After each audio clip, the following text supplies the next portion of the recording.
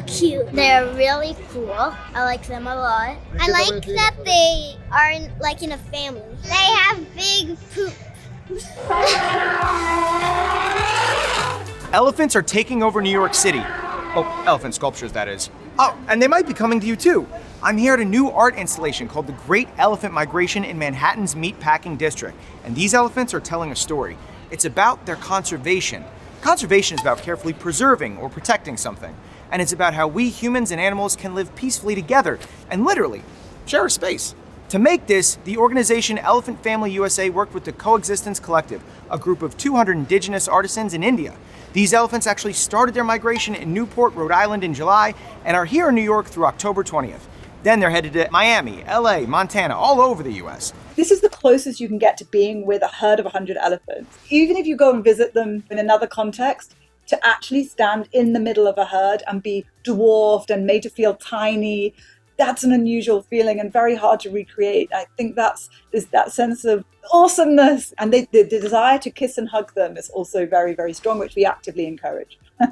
I'm wondering what inspired this. The Great Elephant Migration is 100 life-size elephant sculptures. Each one is based on a real elephant that's currently roaming the Nilgiri Hills in southern India. And it's all about matriarchs, of course. Elephants being matriarchal, female-led. What kind of wood are the elephants made out of? The way that they're made is what makes them more special, perhaps, than your average elephant sculpture.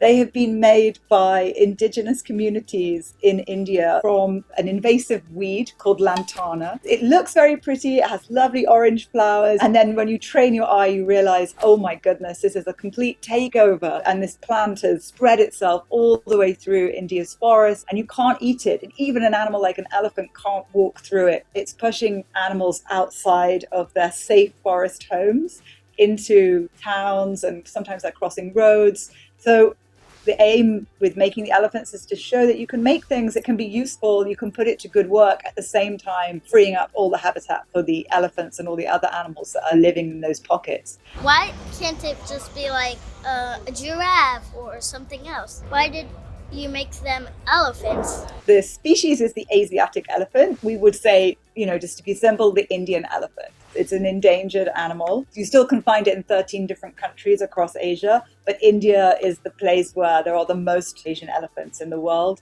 But also you have the most people living with that animal, it's a miracle. What's your favorite thing about elephants?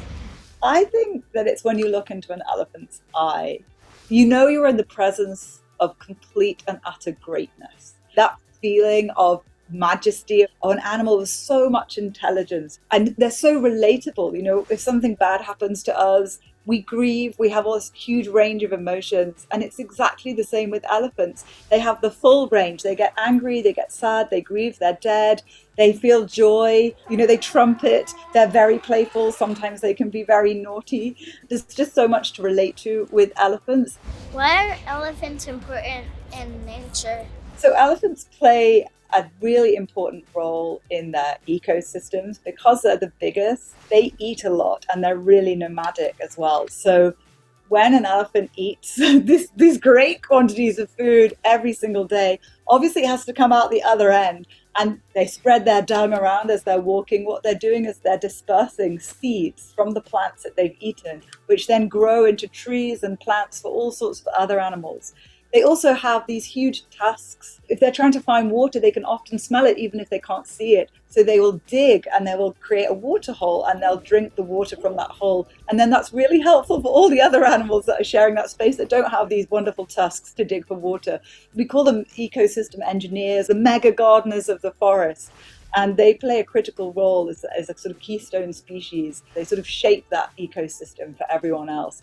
What can we learn from elephants? I think humans can learn so much from elephants. Elephants are incredibly patient. They never forget. They're so wise. The last thing that they will ever do is try and have a fight. That's the last recourse if all else fails. They will try everything else first. That's a beautiful thing to take away from elephant structures. They're very famous for their family bonds. If a mother it can't look after a baby, then another mother in the herd will look after a baby. So they have this beautiful community network that we could apply to our own social structures. Why are the elephants here? To give everyone who sees these elephants a real perspective and inspiration about India, and how India is this standalone country where they've actively decided that they are going to make sure that no matter what happens with the humans, the animals have their place as well, and they have as much right to be here as possible. I've worked with elephants for 20 years. I still feel the same when I see one in the wild and you get surprised by one. And of course, they're so gentle. There's all this new research about how elephants communicate. They actually have names for each other. They have so many different vocal sounds. There is so much going on. It's almost the more you know, the more fascinating it becomes to be in the presence of them.